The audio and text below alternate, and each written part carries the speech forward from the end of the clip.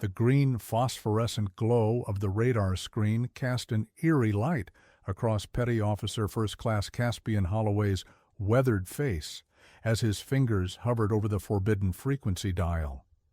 It was 3:47 in the morning on March 23, 1943, aboard the destroyer USS Maddox, cutting through the black Atlantic waters 200 miles southeast of Newfoundland. The ship rolled heavily in 12-foot swells, and somewhere in the darkness ahead, a convoy of 37 merchant vessels struggled toward Britain with desperately needed supplies. Coffee had gone cold in his metal cup hours ago, but Caspian's eyes remained fixed on the empty screen, searching for the invisible killers that German High Command called their gray wolves. The standard Type 287 radar showed nothing but ocean return, the usual static pattern of waves and weather. But deep in his gut, Caspian knew they were out there. He could feel it in the way the ocean seemed to breathe with malevolent purpose, the way his skin prickled despite the warmth of the radar compartment. His standing orders were crystal clear. Maintain standard frequency, report all contacts immediately, and never, under any circumstances, deviate from approved operational parameters. As his hand moved toward the frequency control, Caspian understood that what he was about to do could court-martial him, disgrace his family, and end his naval career forever. But 37 ships carrying 8,000 souls were steaming into what he suspected was a carefully orchestrated trap, and sometimes the only way to save lives was to break the rules that were supposed to protect them. No one in the North Atlantic Fleet knew that one man's defiance that morning would rewrite naval warfare forever and turn the tide of the longest battle in World War II. Caspian Thaddeus Holloway had grown up in the shadow of the Great Depression in a small farming community outside Bismarck, North Dakota, where his father Ezekiel worked as a grain elevator operator and his mother Parthenia took in washing to make ends meet. Born on November 11, 1920, exactly 2 years after the armistice that ended the Great War, Caspian learned early that survival often required thinking beyond conventional wisdom. When the wheat crops failed 3 years running and the bank threatened to foreclose on their small house, 13-year-old Caspian built a crystal radio from spare parts and wire scraps, teaching himself to tune into distant stations that carried crop reports and weather forecasts his neighbors desperately needed. Word spread quickly through the farming community about the Holloway boy who could predict storm fronts and market prices with his homemade contraption, and soon farmers were paying 50 cents a week for information that helped them save their harvests and their livelihoods. By the time he graduated from high school in 1938, Caspian had developed an intuitive understanding of radio frequencies and electromagnetic propagation that impressed even the traveling engineers from Bell Telephone, who occasionally passed through Bismarck. His parents had hoped he would study agriculture at North Dakota State, but Caspian harbored bigger dreams of working with the revolutionary new radio detection systems he had read about in Popular Mechanics.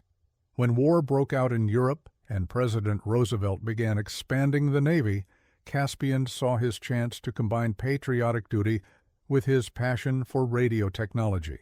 He enlisted on December 8, 1941, the day after Pearl Harbor, walking into the recruitment office in Fargo with a letter of recommendation from the county agricultural extension agent and a detailed schematic of improvements he had made to his father's grain elevator radio system.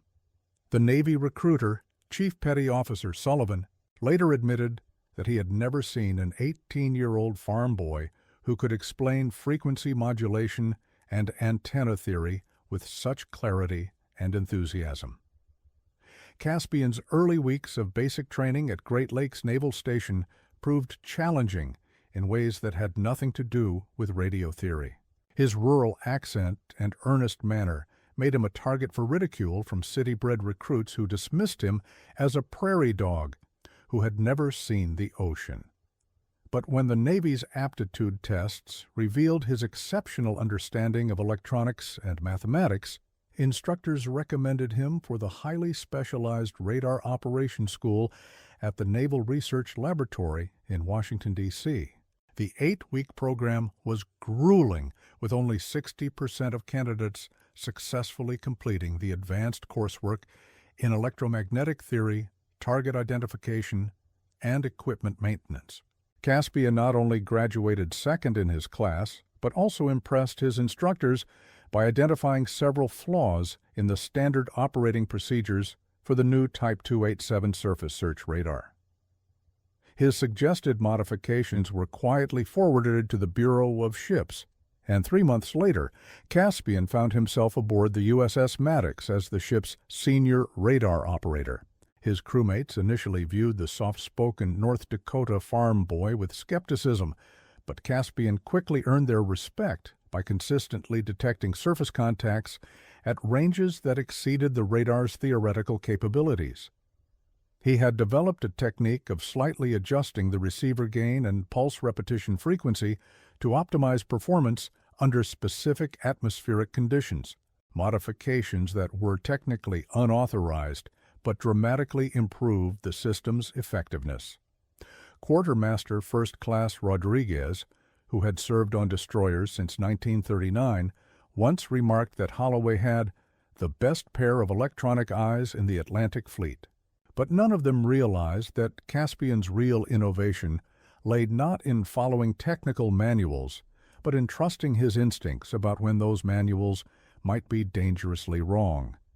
He had no idea that soon those instincts would be all that stood between 8,000 innocent sailors and the deadliest U-boat wolf pack ever assembled. The Battle of the Atlantic had been raging for 3 years and 7 months when Caspian Holloway found himself staring at that empty radar screen on March 23, 1943. But the strategic situation had never been more desperate for the Allied cause. German U-boats were sinking merchant ships faster than American and British shipyards could replace them. With February 1943 marking the bloodiest month in the entire war as 96 Allied vessels disappeared beneath the frigid Atlantic waters. Admiral Karl Dönitz, the brilliant and ruthless architect of Germany's submarine warfare strategy, had refined his Wolfpack tactics to devastating perfection. Coordinating groups of 8 to 12 U-boats in carefully orchestrated attacks that could destroy an entire convoy in a single night. The mathematics of naval warfare had become brutally simple.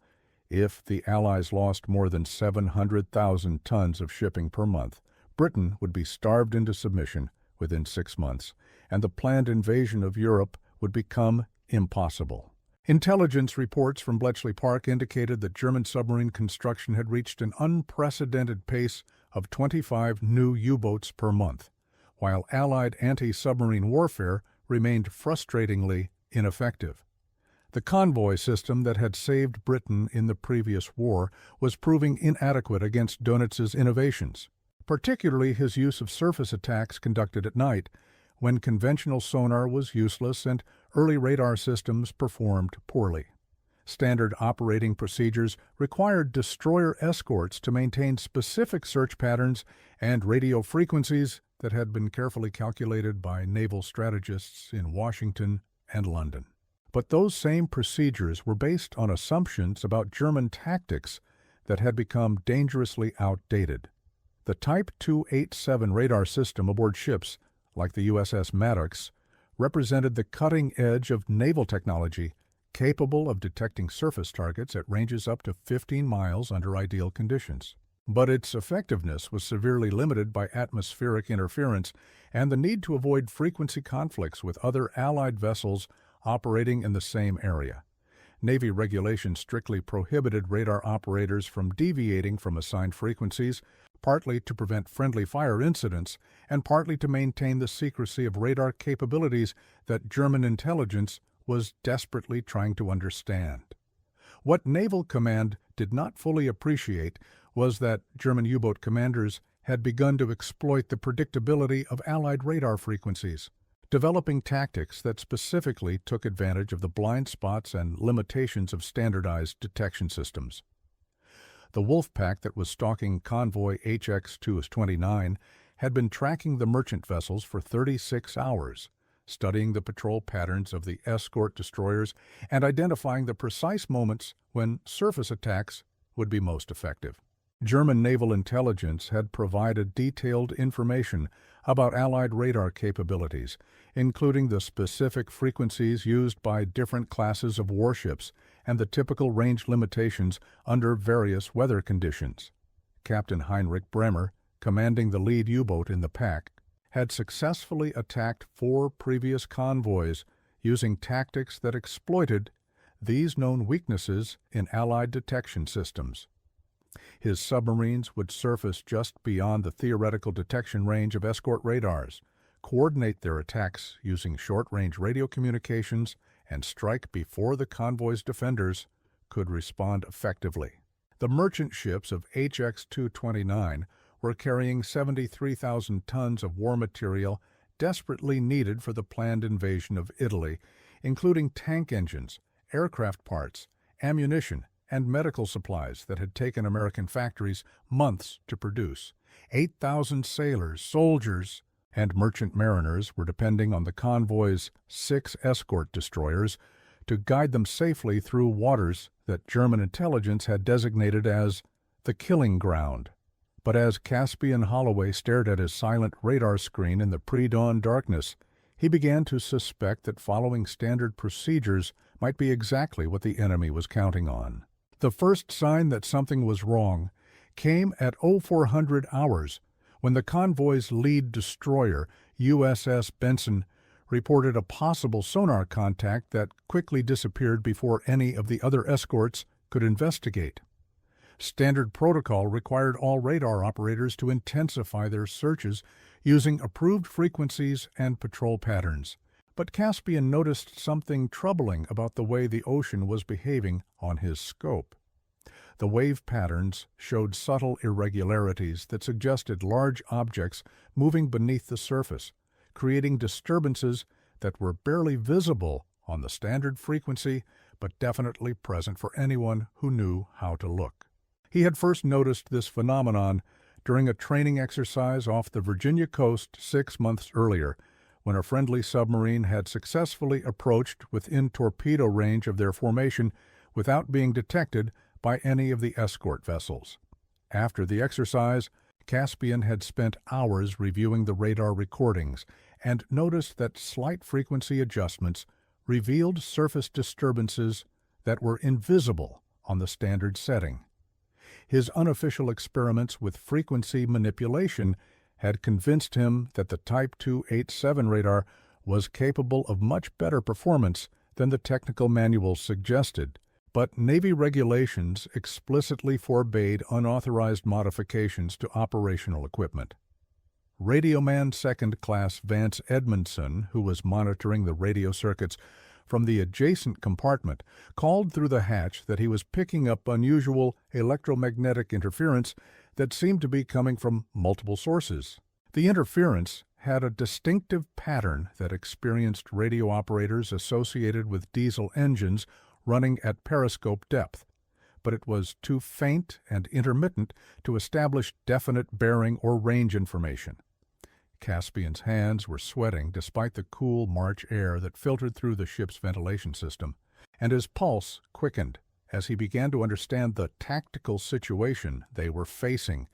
The German Wolfpack was almost certainly out there, probably surfaced or running at shallow depth to maximize their speed and maneuverability, using the limitations of Allied radar to remain invisible while they maneuvered into attack positions. Every minute that passed increased the likelihood that 37 merchant ships would be caught in a coordinated attack that could sink half the convoy before the escorts could react. In the wardroom directly below the radar compartment, Lieutenant Commander James Morrison was reviewing intelligence reports that estimated 12 to 15 U-boats were operating in their general area. But those estimates were based on radio intercepts and sighting reports that could be hours or even days old. The reality was that nobody in the Allied command structure had a clear picture of German submarine dispositions, and convoy escorts were essentially operating blind against an enemy that had every advantage of surprise and coordination. Caspian knew that his radar modifications could potentially reveal the U-boat positions, but using unauthorized frequencies would require him to disobey direct orders from the Office of the Chief of Naval Operations. The standing instructions were unambiguous. Maintain standard frequency settings, report all contacts through proper channels, and never compromise operational security by deviating from approved procedures. But as he listened to the sound of 37 ships' engines struggling through heavy seas, carrying 8,000 men who trusted their escort destroyers to protect them, Caspian began to realize that sometimes the most dangerous thing you can do is follow orders that were written by people who have never faced the enemy you are fighting. The luminous hands of the chronometer showed 0415, and the convoy was scheduled to enter the most dangerous phase of their transit at dawn, when German U-boats traditionally preferred to conduct surface attacks. His finger moved toward the frequency control, trembling slightly as he considered the consequences of what he was contemplating. Court-martial would be the least of his worries if he was wrong about what he thought he was seeing on the edge of his radar's capabilities. But if he was right, and if the modifications he had developed could reveal the Wolfpack's positions, then breaking a few Navy regulations might be the only way to prevent a massacre. The weight of 8,000 lives pressed down on him like the crushing depth of the Atlantic itself, and Caspian understood that in the next few minutes he would have to choose between the safety of blind obedience and the terrifying responsibility of thinking for himself. At exactly 0417, Caspian made the decision that would define not only the rest of his life, but also the future of naval warfare in the Atlantic theater. His right hand moved smoothly to the frequency control dial, adjusting it precisely 3.7 megahertz above the standard operating frequency, while his left hand fine-tuned the pulse repetition rate to match atmospheric conditions he had been monitoring since midnight. The change was subtle enough that casual inspection would not reveal the modification, but dramatic enough to alter the radar's detection characteristics in ways that Navy engineers had never anticipated. Within seconds, the empty green screen began to populate with contacts that had been invisible moments before. 4 distinct surface signatures appeared at ranges between 8 and 12 miles, arranged in a classic Wolfpack formation that surrounded the convoy on 3 sides like the arms of a closing trap.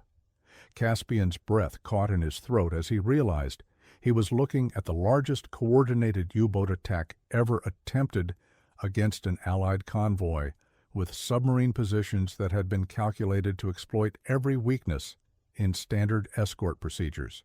The lead U-boat, designated Contact Alpha, was running on the surface at flank speed on a bearing that would bring it across the convoy's path in exactly 23 minutes. Contact Bravo was maintaining position off the starboard quarter, while Contacts Charlie and Delta were executing a pincer movement designed to attack the convoy's most vulnerable merchant vessels simultaneously. Each submarine signature showed the distinctive radar return of a surfaced boat, running at maximum speed, confirming Caspian's theory that German commanders were exploiting the blind spots in Allied detection systems. The tactical picture was so clear and so terrifying that for a moment Caspian found himself paralyzed by the magnitude of what he was seeing. Standard procedure required him to report any radar contact immediately to the Combat Information Center, but standard procedure had never anticipated a situation where an operator had to explain how he had detected targets that were supposed to be invisible.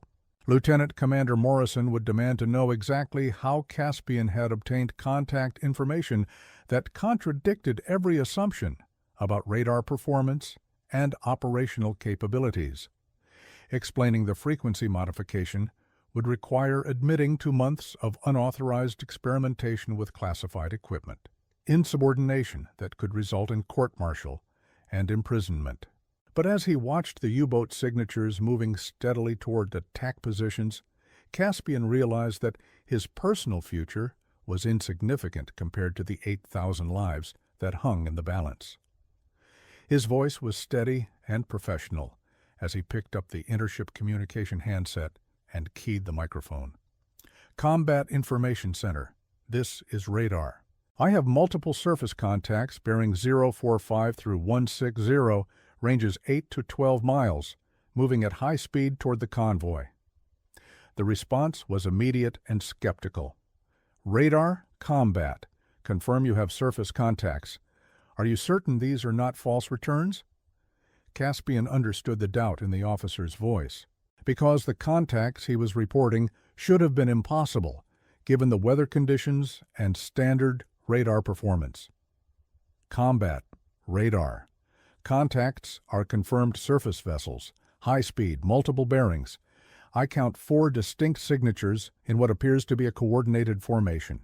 There was a pause that seemed to last forever before Lieutenant Commander Morrison's voice came through the speaker with the sharp edge of authority and suspicion. Radar, combat. Report to the CIC immediately and bring your contact log. As Caspian prepared to leave his station, he made one more adjustment to the frequency settings, documenting the exact parameters that had revealed the Wolfpack's positions. Whatever happened to him personally, he wanted to ensure that other radar operators would have access to the modifications that could save future convoys from similar attacks. Radioman Edmondson appeared in the hatch, his face pale with concern. "Holloway, what the hell did you find out there?" Every radio circuit in the fleet just went crazy with contact reports. Caspian handed over the radar controls to his relief operator, Seaman Garrett Thorne, with specific instructions about maintaining the modified frequency settings. "Keep the scope exactly where it is, Thorne. Don't change anything until I get back. Those contacts are real and they're closing fast." As he made his way through the ship's narrow passageways toward the Combat Information Center, Caspian could hear the sound of general quarters being sounded throughout the convoy. The merchant ships were beginning to execute emergency maneuvers while the escort destroyers moved to intercept the U-boat positions he had revealed. 8,000 sailors were now fighting for their lives because one farm boy from North Dakota had decided to trust his instincts over his orders. The Combat Information Center aboard the USS Maddox was a cramped, dimly lit space filled with plotting tables, radio equipment, and tension thick enough to cut with a knife when Caspian entered at 0423.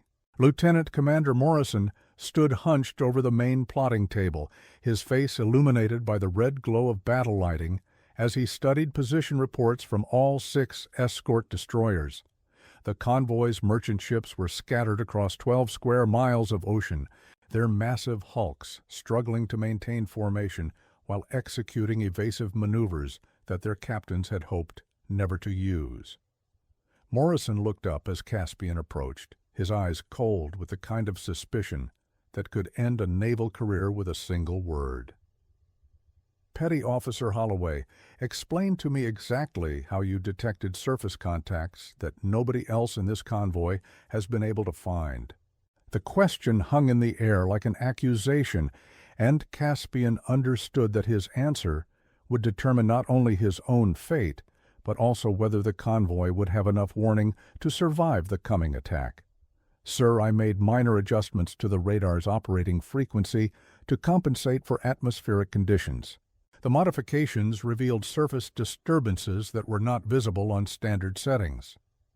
Morrison's expression darkened as he grasped the implications of what Caspian had just admitted. "Are you telling me that you deliberately violated direct orders by modifying classified equipment without authorization?" Before Caspian could answer, Signalman First Class Beaumont burst through the hatch with a message that changed everything. "Skipper, USS Benson reports torpedo tracks in the water bearing 090 range 4,000 yards. They're engaging Contact Alpha with gunfire." The sound of distant explosions rolled across the water as the convoy's lead destroyer opened fire on the surfaced U-boat that Caspian's radar had detected. Within minutes, radio reports began flooding in from all 6 escort vessels as they moved to engage targets that had been revealed by the frequency modifications. USS Bristol reported ramming Contact Charlie after a high-speed pursuit that ended with the German submarine attempting an emergency dive. USS Cowell and USS Decatur coordinated a depth charge attack on Contact Delta, forcing the U-boat to surface, where it was destroyed by concentrated gunfire. The tactical picture that had seemed so hopeless 20 minutes earlier was transforming into the most successful anti-submarine action of the entire Atlantic campaign. But Lieutenant Commander Morrison was still focused on the breach of regulations that had made the victory possible. Holloway, regardless of the outcome of this engagement, you deliberately disobeyed direct orders and compromised operational security. You will be placed under arrest pending a full investigation. Commander Harrison Blake, the convoy's senior escort commander, had been monitoring the radio communications from his flagship USS Buchanan when he decided to transfer to the Maddox by high-speed boat to personally investigate the radar discoveries that had saved his convoy. Blake was a veteran of 37 years of naval service who had earned his reputation through innovative thinking and aggressive tactics rather than blind adherence to regulations written by desk-bound bureaucrats. When he climbed through the CIC hatch at 0455, still dripping with salt spray from the dangerous intership transfer, his first question was directed at Caspian. "Son, I want you to explain exactly what you did to find those submarines, and I want every technical detail you can provide." Morrison started to object, citing security protocols and the need for a formal investigation, but Blake cut him off with the authority of superior rank and combat experience. "Commander, this man just saved 8,000 lives and 37 ships, carrying war materiel worth $50 million. I'm more interested in understanding how he did it than in punishing him for thinking outside the box." For the next 45 minutes, Caspian provided a detailed technical briefing on the frequency modifications that had revealed the Wolfpack's positions, including the mathematical calculations he had used to optimize the radar's performance under specific atmospheric conditions. Blake listened intently, occasionally asking questions that demonstrated his own deep understanding of electromagnetic theory and tactical applications. The convoy's radio circuits were alive with reports of debris fields and oil slicks marking the positions where 4 German submarines had been destroyed or damaged beyond the ability to continue their mission. Captain Heinrich Bremer, the Wolfpack commander who had successfully attacked 4 previous convoys, was among the casualties when his U-boat was sunk by concentrated depth charge attacks from USS Cowell. The tactical innovation that Caspian had developed in violation of Navy regulations had not only saved convoy HX-229, but had also eliminated one of Germany's most experienced submarine commanders and disrupted Admiral Dönitz's carefully orchestrated strategy for the North Atlantic. By 0600 hours, as dawn broke over waters littered with the wreckage of the German Wolfpack, Commander Blake had made a decision that would influence the course of the Battle of the Atlantic for the remainder of the war. "Holloway, I'm recommending you for immediate transfer to the Naval Research Laboratory with orders to develop standard operating procedures based on your frequency modification techniques. This convoy is proof that our current radar doctrine needs to be completely rewritten." Lieutenant Commander Morrison remained silent, understanding that arguing with the convoy commander's decision would be both futile and career-ending, but his expression suggested that he still believed regulations existed for good reasons and that exceptions, even successful ones, set dangerous precedents. As the merchant ships of HX-229 reformed their columns and resumed course for Britain, carrying their precious cargo of war materiel that would support the invasion of Italy, Caspian found himself contemplating the strange mathematics of military justice. He had saved 8,000 lives by breaking rules that were designed to protect them, and now he would be rewarded for insubordination that had turned defeat into victory.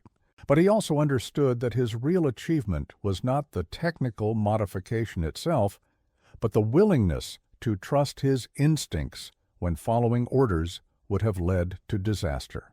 The immediate aftermath of what naval historians would later call the Holloway Incident unfolded with a mixture of bureaucratic confusion and grudging recognition that revolutionary discoveries sometimes emerge from the most unlikely sources. Within 6 hours of the action, every radar operator in the Atlantic Fleet had received emergency technical bulletins describing Caspian's frequency modification techniques, but the official language carefully avoided any reference to unauthorized experimentation or violation of standing orders. The Bureau of Ships issued a classified memorandum stating that recent combat experience has revealed enhanced capabilities in existing radar systems when operated under modified parameters, a bureaucratic euphemism that transformed insubordination into innovative tactical development. Admiral Ernest King, the Chief of Naval Operations, personally reviewed the action reports from convoy HX-229 and concluded that Caspian's discovery represented the most significant advance in anti-submarine warfare since the development of sonar. But King also understood that publicly celebrating a sailor's violation of direct orders would set a dangerous precedent that could undermine military discipline throughout the fleet. The solution was a carefully orchestrated transfer that removed Caspian from operational duty while allowing the Navy to exploit his technical innovations without officially acknowledging that they had originated from unauthorized activities. On April 15, 1943, exactly 3 weeks after the convoy action, Caspian found himself assigned to the Naval Research Laboratory in Washington, D.C., with the deliberately vague title of Special Technical Consultant, and orders to develop improved radar operating procedures for anti-submarine operations. His new supervisor, Commander David Reinhold, was a brilliant electrical engineer who had helped develop the original Type 287 radar system, and who understood that military innovation often required bending rules that were never designed to address battlefield realities. Reinhold's first meeting with Caspian was typically direct. "Holloway, officially you're here to help us improve our radar systems. Unofficially, you're here because you had the courage to think for yourself when lives were at stake. My job is to make sure that other operators can use your discoveries without having to risk court-martial to save their convoys." The laboratory work was frustrating in ways that Caspian had never experienced during his operational assignments. Converting battlefield innovations into official doctrine required months of testing, documentation, and bureaucratic review that seemed designed to drain the life from any creative idea. But Caspian also discovered that his tactical insights were being studied by engineers who understood the theoretical principles behind his intuitive modifications. Dr. Margaret Townsend, a civilian physicist who had joined the war effort from Bell Laboratories, helped Caspian understand the electromagnetic theory that explained why his frequency adjustments had been so effective against surface submarines. "What you discovered," she explained during one of their late-night technical sessions, "is that German submarines create specific radar signatures when they're running on the surface. Signatures that are invisible on standard frequencies, but clearly visible when you optimize the system for their electromagnetic characteristics." The implications of this discovery extended far beyond the immediate tactical applications.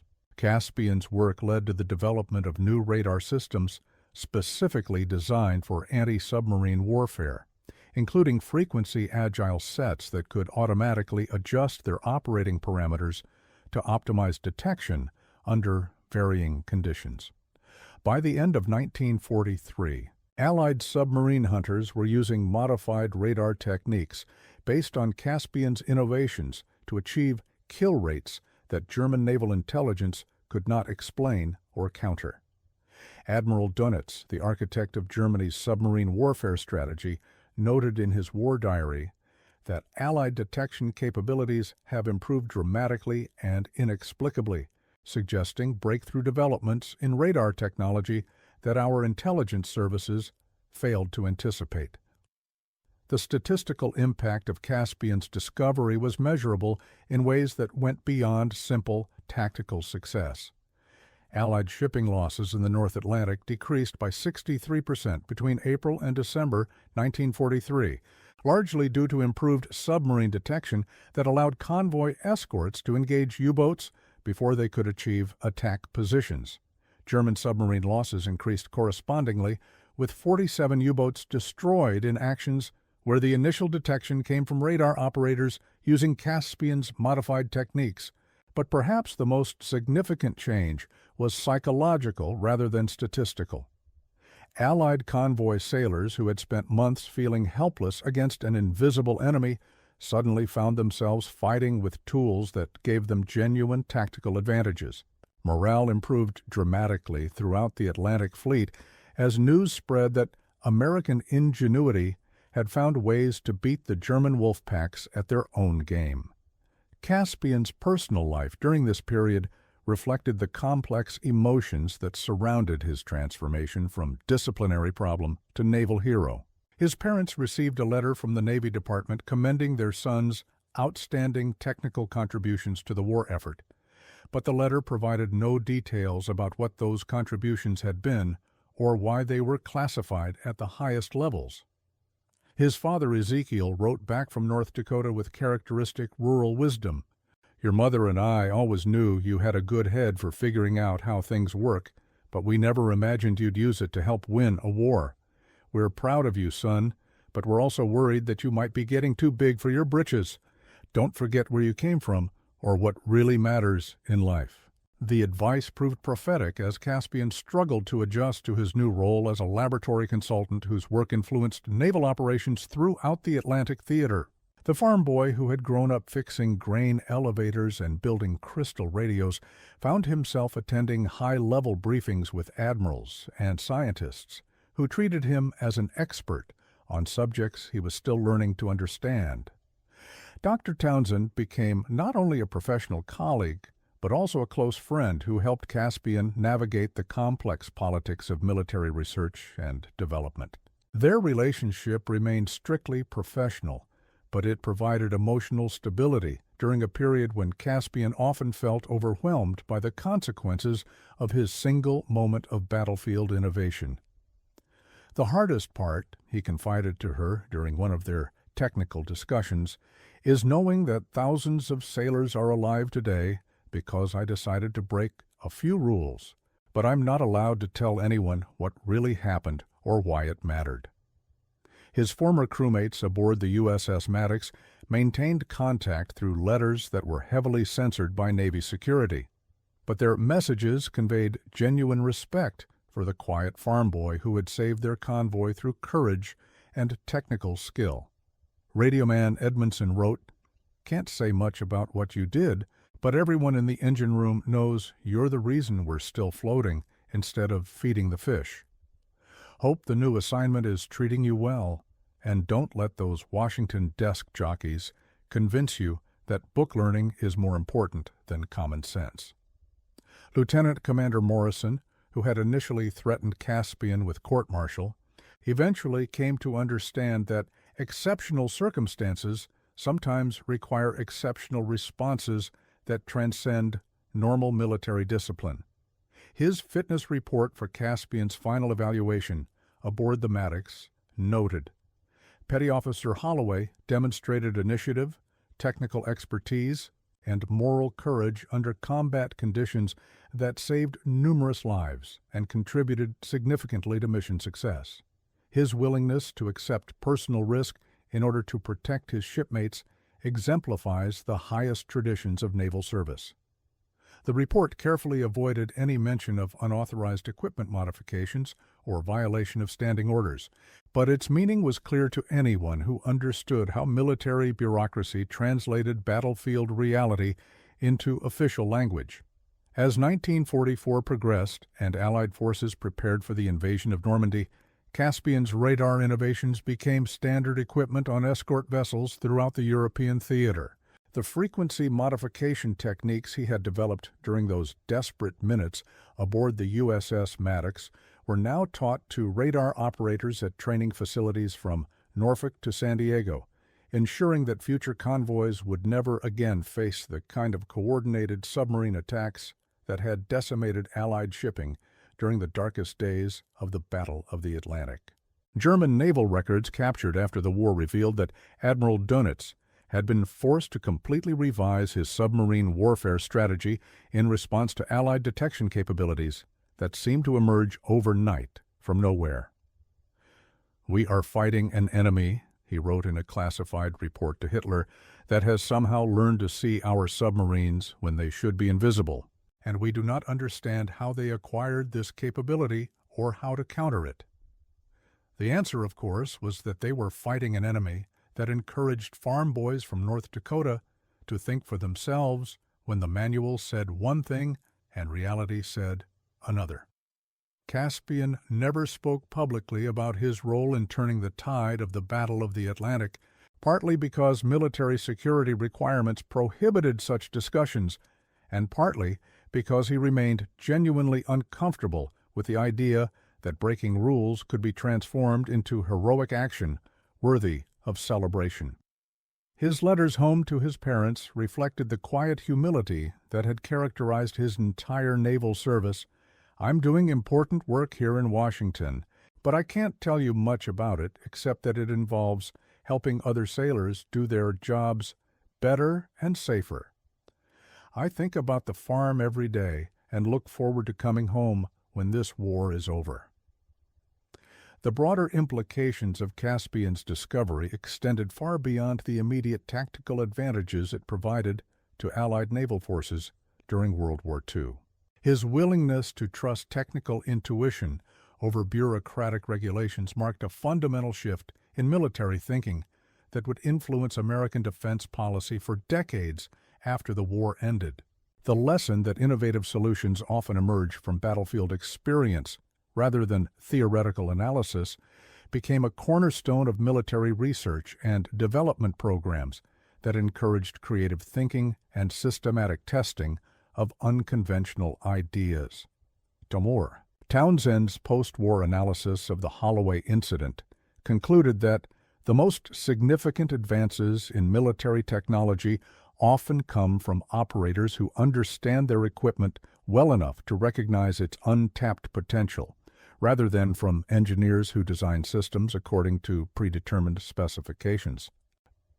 This philosophy influenced the development of American radar and electronic warfare capabilities throughout the Cold War, as military researchers deliberately sought input from field operators who might identify performance improvements that laboratory testing had missed. The Navy's response to Caspian's discovery also established important precedents for how military organizations should handle innovative violations of standing orders when those violations produce demonstrably superior results. Rather than court-martialing an operator who had disobeyed direct commands, the Navy chose to study his methods and incorporate his discoveries into standard operating procedures that enhanced the effectiveness of Allied naval operations. This approach required careful balance between maintaining military discipline and encouraging the kind of creative thinking that wins wars against innovative enemies. Commander Blake's decision to recommend Caspian for technical assignment rather than disciplinary action became a case study taught at naval command schools as an example of leadership that recognizes the difference between destructive insubordination and constructive innovation. "The mark of good leadership," Blake wrote in his post-war memoirs, "is knowing when to enforce regulations and when to recognize that circumstances have evolved beyond what those regulations were designed to address." Caspian's personal trajectory after the war reflected his fundamental character as someone who was more interested in solving practical problems than in receiving credit for his solutions. He declined offers to remain in Washington as a civilian consultant to the Navy's electronics research programs, choosing instead to return to North Dakota, where he used his military experience to modernize agricultural radio communications throughout the upper Midwest. His work with farming cooperatives and grain elevator operations helped introduce advanced radio technology to rural communities that had previously relied on primitive communication systems, contributing to the agricultural productivity improvements that supported America's post-war economic expansion. He married Helena Vosbach, a school teacher from Minot, whose father had immigrated from Germany before the war, in a quiet ceremony on June 14, 1946, that was attended by several of his former shipmates from the USS Maddox. Their marriage produced 4 children who grew up hearing stories about their father's wartime service, but never fully understanding the historical significance of his contributions to Allied victory in the Battle of the Atlantic. Helena later recalled that Caspian rarely discussed his naval experiences in detail, preferring to focus on the future rather than dwelling on the past, but she occasionally caught glimpses of the depth of responsibility he had carried during those crucial months when individual decisions meant the difference between life and death for thousands of sailors. He never thought of himself as a hero, she remembered, years later, just as someone who had been lucky enough to be in the right place at the right time with the right combination of knowledge and courage to make a difference. The long-term legacy of what happened during those critical minutes aboard the USS Maddox on March 23, 1943 extends into modern naval warfare in ways that would have astounded the young farm boy who made an unauthorized frequency adjustment to save a convoy. Contemporary radar systems routinely employ frequency-agile technologies that automatically optimize detection parameters based on real-time environmental conditions, direct descendants of the intuitive modifications that Caspian developed under combat pressure. Advanced electronic warfare suites aboard modern warships include software algorithms that continuously analyze electromagnetic signatures and adjust sensor configurations to maximize detection capabilities against specific threats, embodying the same principle of adaptive thinking that guided Caspian's decision to trust his technical instincts over his standing orders.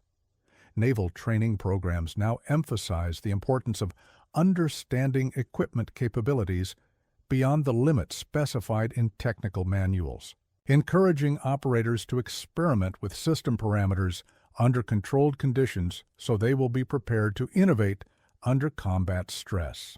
The story of the Holloway incident has become required reading at the Naval War College as an example of how technological superiority often depends less on having the most advanced equipment than on having operators who understand how to use existing equipment in unexpected ways.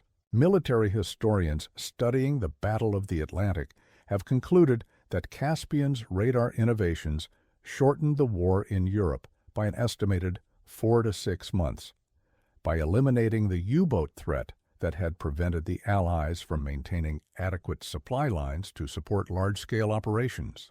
The mathematical analysis is complex, but the fundamental calculation is straightforward. Without Caspian's discovery, German submarines would have continued sinking Allied merchant ships at rates that made the planned invasion of Europe impossible until 1945 or later. The 8,000 sailors aboard convoy HX-229 were just the beginning of the lives that were saved when one radar operator decided that saving people was more important than following regulations. Admiral Nimitz's final assessment of the Pacific War noted that similar innovations by individual operators had contributed to American victories throughout the theater. But he emphasized that these innovations only occurred when military leadership created environments where creative thinking was encouraged rather than punished. Wars are won, he wrote, by organizations that can adapt faster than their enemies, and adaptation requires individuals who are willing to take personal risks to test new ideas under combat conditions.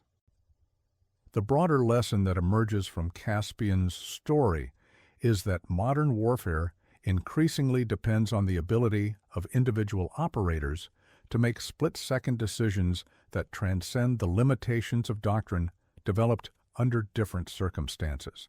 Technology continues to evolve at rates that make it impossible for Central Command authorities to anticipate every tactical situation that might arise, which means that victory often depends on having personnel who understand their equipment well enough to recognize new possibilities under pressure. The farm boy from North Dakota who saved a convoy by adjusting a frequency dial represents a fundamental truth about human innovation. Sometimes the most important advances come not from following instructions, but from having the courage to trust your judgment when conventional wisdom proves inadequate. Caspian Thaddeus Holloway died peacefully at his home near Bismarck on September 9, 2003, surrounded by children and grandchildren who finally learned the full story of their father's wartime service when classified documents were declassified on the 60th anniversary of the Battle of the Atlantic. His funeral was attended by representatives from the Naval Historical Foundation and several elderly men who had served aboard escort destroyers during World War II.